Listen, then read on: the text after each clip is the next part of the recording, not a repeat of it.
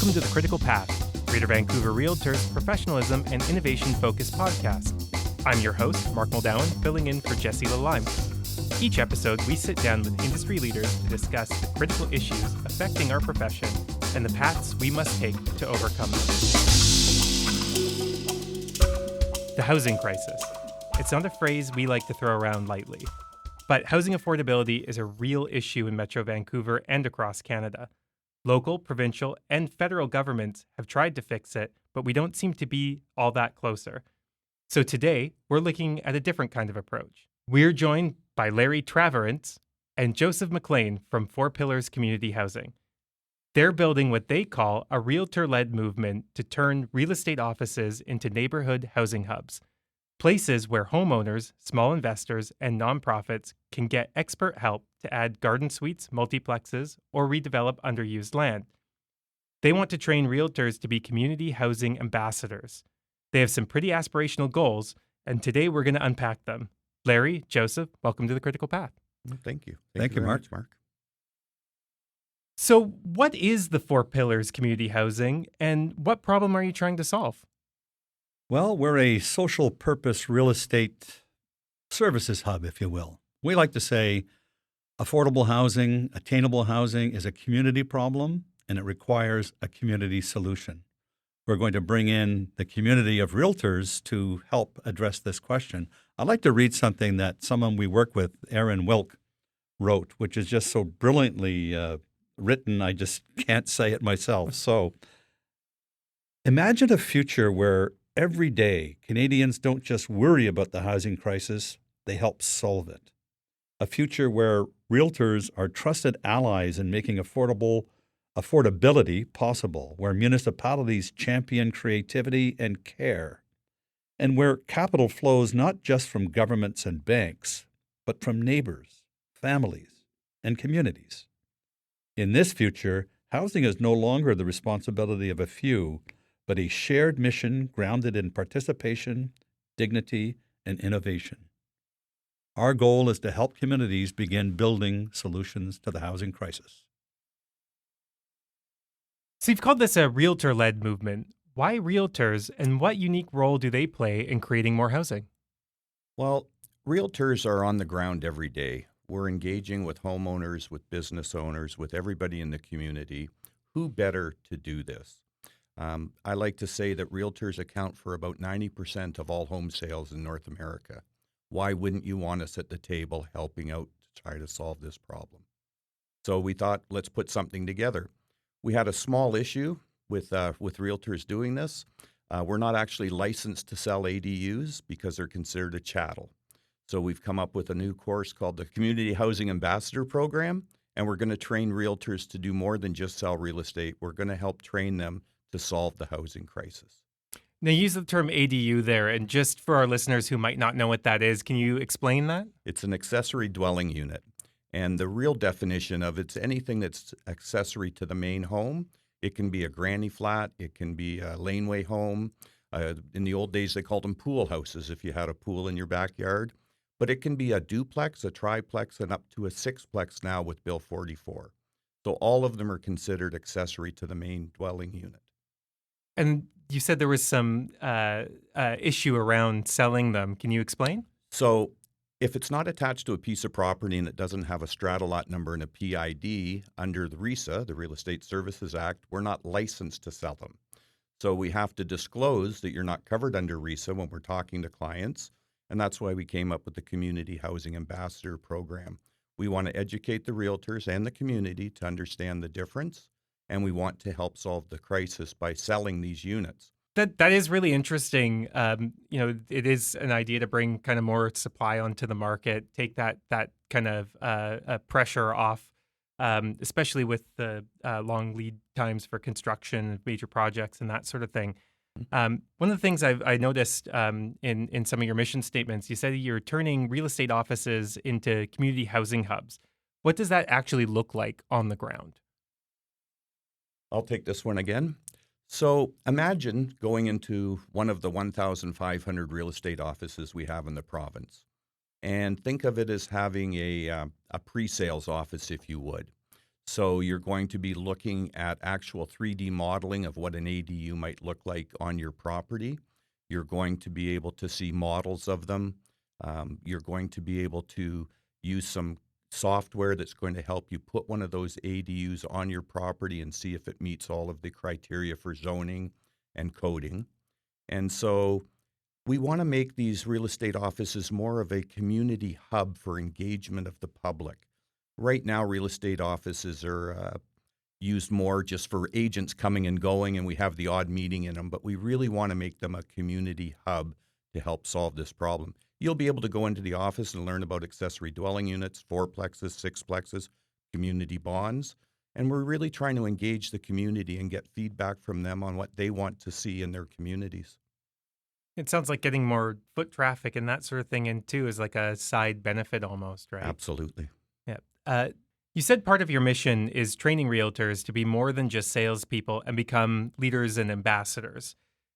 What does that training involve, and how does that change the way realtors show up in their communities? Think of it this way. A lot of real estate development happens from someone who owns the land. They say, oh, I can build this here. They go to the city, they get the permit, and then they go out and ask the community for their approval. It should be the other way around. You should go out to the community and ask them what they need. Who better to do that than a realtor who's living and working in those communities? So if you turn the equation around that it's the community engagement that comes first, then you empower the homeowner to be able to borrow money through a community bond or a social purpose REIT at below market. Now you're starting to bring an entire solution to this housing crisis. So the realtor can play an important role in not just becoming a salesperson, but a community builder. And you do that by asking the community what they need, what they want. So what we've done, Mark, is we've designed 2 courses with the Greater Vancouver Realtors. The first course is on Bill 44, and this is the legal aspect of what allows what we call gentle density. And that course is going to educate agents so they know what can be built on each and every individual lot. The second course we've done is called the Community Housing Ambassador course, and it's for those agents that want to elevate themselves in the community and do more than just sell real estate. It's people that want to help solve the housing crisis. And that course is going to help you deal with NIMBYism and all of the issues that we face when we try to do density into a neighborhood. In fact, we try really hard not to use the word densification or density. A gentle density is okay, I guess, but it's still density, but it scares a lot of people.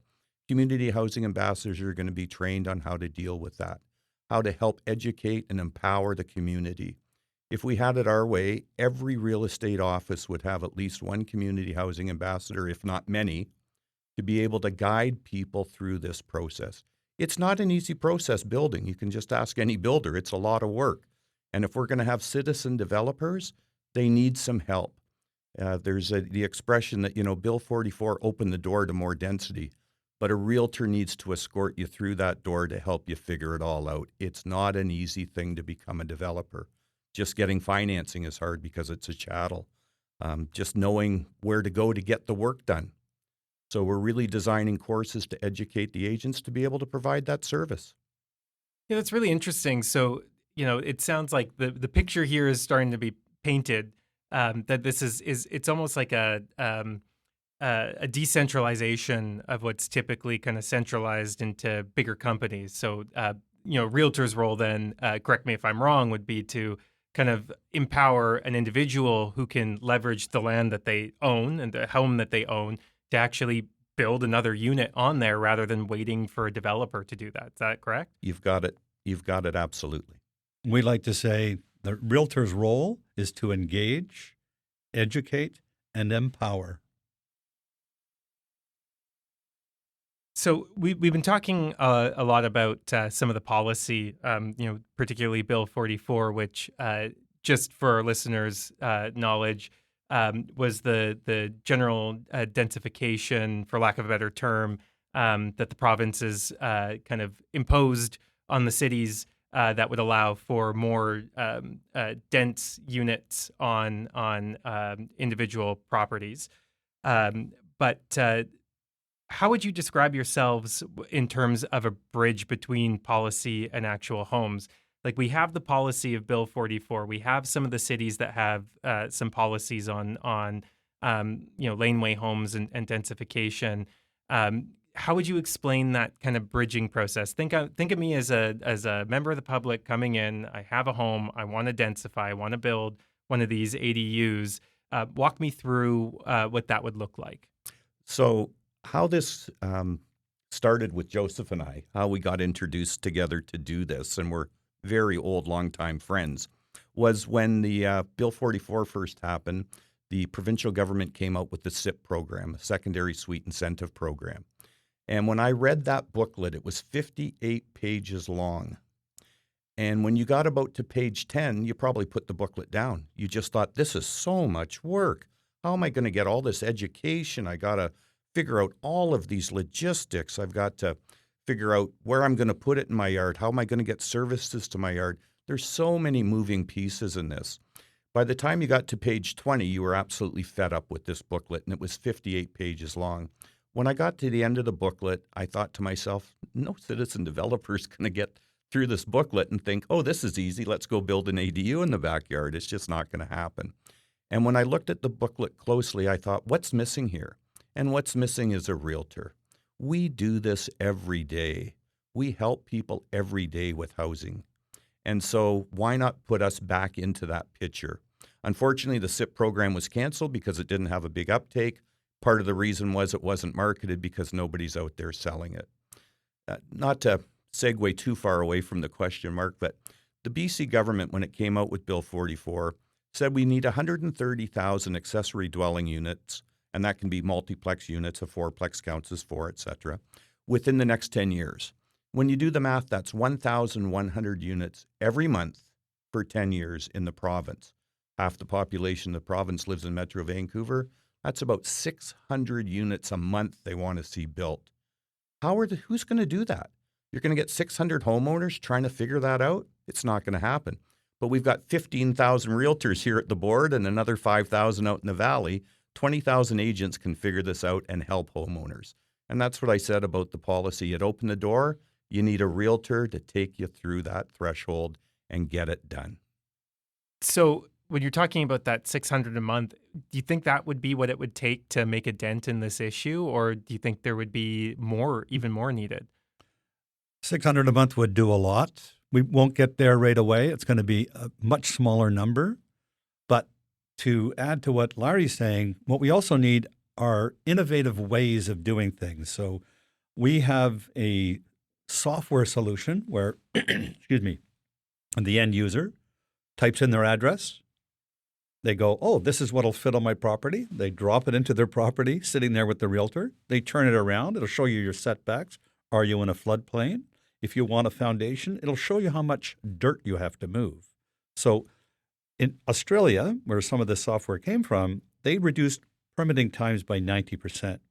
By creating a services hub that a realtor can leverage AI-driven software to basically simplify and de-risk the process, we can actually get to the point where we can get orders to the manufacturers who need a consistent supply on a regular basis that can be financed in such a way that it's not helter-skelter. So it's a complete solution that's required. It is one from the bottom up. Let's get out there to the community and say, what is your community going to look like? Oh, by the way, here's what it looks like. Click the mouse, put your little building on it, turn it around. Does it fit? Oh, no, doesn't fit there. You got to move it 2 feet over. So this combination of community partnerships, AI software, innovative financial tools, talking to the governments, we can come together and as a community build solutions to the housing crisis. That's a pretty bold vision. What would your success look like? What is your ultimate goal here? Basically, walk me through if in 10 years' time, if everything goes right, what do you think this kind of 4 pillars approach would look like and have accomplished? Well, we're both going to want to answer this question, Mark. So Absolutely, fire away. So, and we get asked this question a lot. What does success look like for Four Pillars community housing? Well, the simple answer is, what does success look like for the housing crisis? It looks like more units are built. But it's more than just building units. And I'm trying to make this very clear. It's actually changing the way we think about housing in this country. We have to look at it a little bit differently than we've been looking at it. So success will be building 1,000 units a month or 1,100 units a month as the government would like, but that's just the number. What really is success is when realtors are engaged with the public, when they're listening, when they're taking those concerns and dealing with them, and not just adding units, but actually helping. That's what's really going to be the benchmark for me, is when I can see realtors out there not just selling, but actually helping solve the crisis.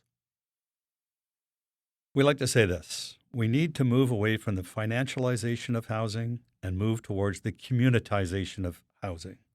Once the community really feels empowered to actually being part of the solution, all the other pieces will come together. So you need a consistent demand. You need, orders that are coming into the manufacturers. You need a plan. Like, who's going to do the site servicing? Where are your general contractors? What is it going to look at my property on the left side? Who's going to bring it to my property on the right side? So what looks like a success is a finely tuned machine that is an integrated delivery platform for attainable housing. So we can actually deliver that missing middle at prices that people can afford. Mm-hmm. And that's what's important. Now, if you take, for example, a community bond, and if you save 2% on a $750,000 mortgage, that represents $432 a month for 25 years. We have 3.5 million homes we need to build. That's $500 billion in interest. Let's remove that from the equation, and now we have affordable, attainable housing in our communities. And just to follow up on that, Mark, if we're going to fast forward the whole 10 years, Mark Carney, Prime Minister, was just out here, and he was at a factory of an ADU manufacturer. And he said, the manufacturer said, I'm running at about 25%. And Mark Carney went, wow, that's a lot of space that you have to fill. The reason they're only at 25% is because nobody's out there selling the units. They got one salesman in that shop. It takes a lot for one salesman, and he can't get to the same depth that realtors can. We're out there every day doing it. So we need somebody who knows how to sell housing to do it. In 10 years, I'd like to see ADU manufacturers like we do car malls, where if you want to buy a car, you go to an auto mall, you look around at all the different products. Maybe you go in wanting one car, you end up with a different one because you liked it better. I'd like to see the ADU manufacturers doing the same thing. Having a mall, having inventory on the lot. You walk in, you say, I want that one. The realtor sits down with you and makes sure it's going to fit on your lot and comply with zoning, and you order it right then and there. That would be the dream for me if we could get to that stage. And a final point on the dream in 10 years, if we do this correctly and we build from the ground up, we won't have a housing crisis. Mm-hmm. It will be over. We will have attainable, affordable housing across the nation. We will become not like Vancouver is now the third least affordable city in the English-speaking world. We could become the most affordable city. We need to imitate and utilize systems like in Sweden, Japan, industrialize the process for housing, and get affordability, attainability into the equation, and then the problem is solved. We don't have to work anymore. We can go fishing. Or golfing. Or golfing. There you go. Pick your poison. Yeah. So I want to kind of pull back a bit and think about the realtor's clients here. So as a homeowner, what is the ideal property for an ADU? And what are the biggest hurdles a homeowner would face when trying to get an ADU put on their property? Yeah, we get that question a lot. So an ideal property is a corner lot with a lane, has a older but very good home on it, a big backyard, and you want to put one of your aging parents in it because you don't want to put them in a home.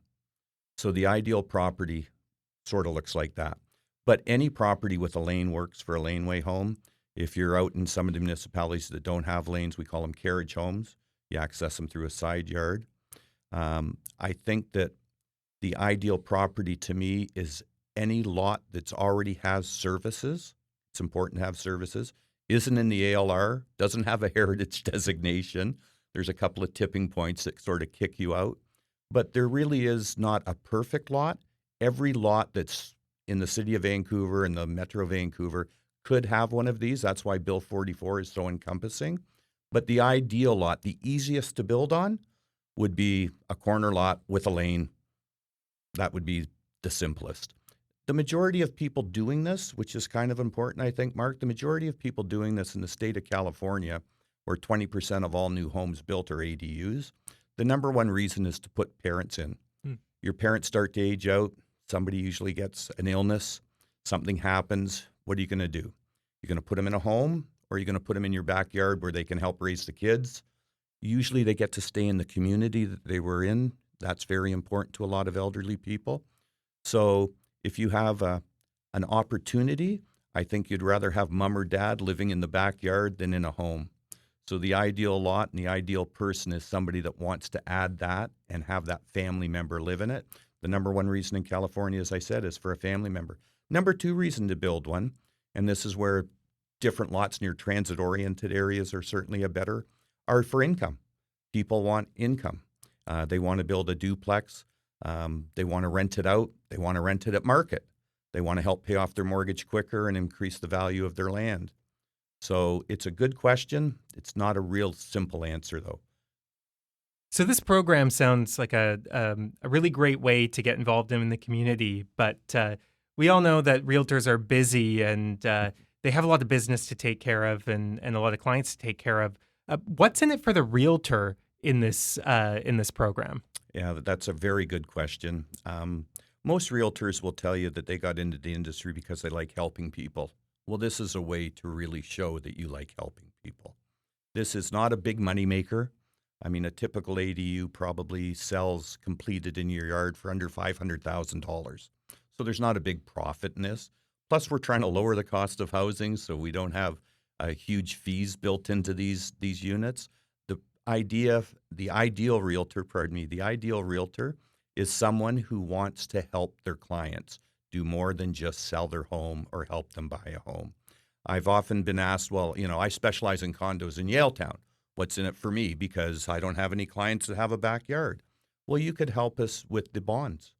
We're going to be doing a community bond, something Jeff King is also supporting here at the board, and we're very grateful for that support. But you can help those clients that have a condo and can't put an auxiliary dwelling unit in their backyard, buy bonds. And if you're dealing on the west side of Vancouver on homes of only $20 million and over, probably not going to sell a lot of pool houses, but you might sell the odd one. But more importantly, it's a way to connect with your clients to help them build wealth. If you go on the internet today and you start Googling these things, you'll see all these people telling you, oh, you can make $4 million doing this for your clients, and clients can do this and clients can do that. The reality is realtors are going to get elevated. We're going to change the image of our industry a little bit. We're going to reimagine real estate the way it should be, which is realtors helping people. And that's what we do best. And that's why I got into the business. I like helping people. So it's all about that. It's not just about making money for us. Yeah, that makes sense because realtors already are the face of real estate in Metro Vancouver. Sometimes quite literally, their pictures are on bus stops and all over the place. So if you're going to be a face, it's good to be forward thinking and ingrained in the community face, something that people will look up to and want to work with. And that's what you become. You become a community housing ambassador, not just a realtor. I like to say realtors sell real estate, community housing ambassadors sell housing. Perfect. One thing I'd like to add is this may or may not make the cut, but we're just about to launch I Invest in Housing, a solutions lab to actually get out in the community and really share this story, but figure out how realtors can engage with the community and how we can bring all these pieces together. We have a lovely little logo with a little house and an I in it, I Invest in Housing. We want to turn that phrase, I Invest in Housing, into a household name so that everyone is proud to be part of a campaign to invest in housing. Put it on your email slug. Put it on a magnet on your car, your fridge. Put it on a sign on your lawn. If we together, collectively, can invest in housing, we, the community, can solve the housing crisis. Yeah, well said. Yeah, that makes a lot of sense. Now, finally, I know because I know I'm interested. I know that some of our listeners at this point are thinking, yeah, I want to learn a little bit more about this, and I want to get involved. What would you tell a realtor listening? How would they take the first steps into getting involved in this? They can either go to fourpillarscommunityhousing.com, click the GVR course button, or contact Greater Vancouver Realtors right here where we're sitting. Say, I want to sign up for this course, I want to learn more, and I want to help my community. If you're thinking right now, if you're listening to this podcast and you're understanding what Joseph and I are speaking about, you're probably the kind of person that we want to be out there as a community housing ambassador. If you have an interest in doing more than just selling homes, then take the courses. And we've got Bill 44 course coming up here, hopefully in a few weeks, and the Community Housing Ambassador course shortly after that. Perfect. Yeah, and to reiterate as well, we're going to have some more information and some links to your information on our member news blog at membernews.gvrealtors.ca. You can also pay attention to the newsletter that comes out every Friday. You'll see some stuff come up in there. Well, Larry, Joseph, thank you for joining us on The Critical Path. Metro Vancouver's housing crisis is a complex issue that requires many levels of coordination and effort to tackle. It is easy to feel powerless when looking at the depth of this problem, but together we can work towards a solution. Grassroots efforts like Four Pillars Community Housing gives us as real estate professionals an opportunity to be part of the solution in a direct, impactful way.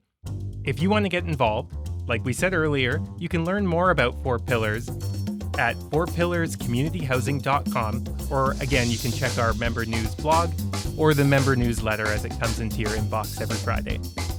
Until next time, I'm Mark Muldowan, filling in for Jesse Lalime, and I'll see you down the next critical path. Thanks for having us. Thanks for having us.